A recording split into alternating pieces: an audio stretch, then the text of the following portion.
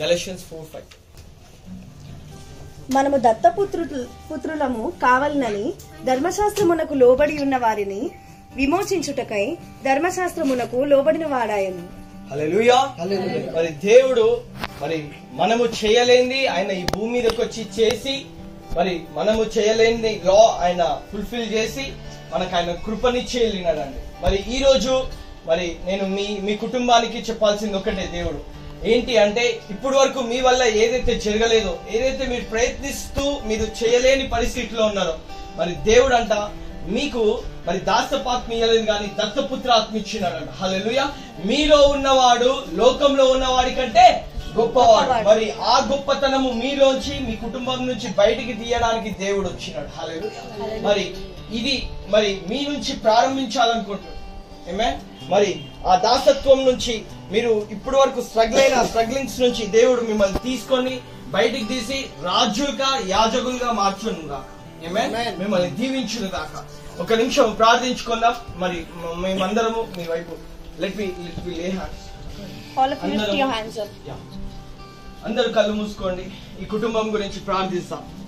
పరిశుద్ధుడా నీకు స్తోత్రంలయ్యా. దేవా నీకు వందనములు. యేసయ్యా ఇదిగో తండ్రి, దత్తపుత్రాత్మను నువ్వు ఇచ్చినావయ్యా. మరి దాస్యపాత్మను నువ్వు కొట్టివేసినావు. వీరు ఇంకను ఏ విషయంలో అయితే దాసత్వము కలిగి ఉన్నారో, ఏ విషయంలో అయితే ఇంకను భయపడుతూ లోబడుతూ ఉండిపోయినారో ఏ పరిస్థితులకై, అదన్నిటి నుంచి వీరిని ఇదిగో లేవనెత్తి ఇదిగో నీ దత్తపుత్ర ఆత్మ చేత అబ్బా తండ్రి అని మొరపెట్టే బిడ్డలుగా వీరిని మార్చు దేవా. అయ్యా నువ్వు వీళ్ళని రాజులుగా యాజకులుగా నువ్వు చేసినావు కాబట్టి ఇది మొదలుకొని ఈ రోజు నుంచి ఇదిగో లోకము వీరిని గుర్తించునుగాక. వీరిలో ఉన్నవారు లోకంలో ఉన్నవారి కంటే గొప్పవాడని ఈ లోకము గుర్తించునుగాక తండ్రి. అయ్యా నీ మహిమ నీ ప్రభావము నీ బిడ్డల నుంచి నువ్వు బయటికి తీయమని అడుగుతున్నాం తండ్రి. అయ్యా మేమేదో గొప్పతనం అని కాదు, మాకేదో బిల్డింగ్స్ ఉన్నాయి ఐశ్వర్యం ఉందని కాదు అయ్యా. అయ్యా నువ్వు మాతోడు ఉన్నవని ఈ లోకము ఈ కుటుంబం నుంచి ఎరుగునుగాక, తెలుసుకొనుగాక.